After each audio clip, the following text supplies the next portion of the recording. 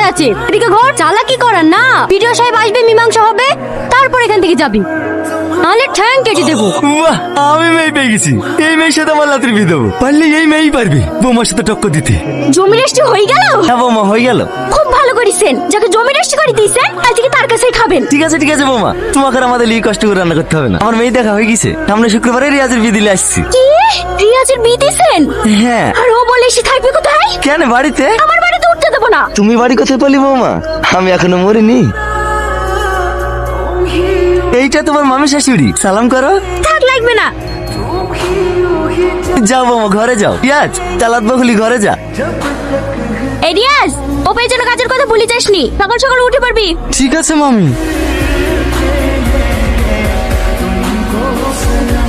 আপনি এত সকালে রান্না করে কি করছেন? তোমাকে কাল রাতে বললাম না, বাড়ির সব কাজ আমিই করি। সে ঠিক আছে,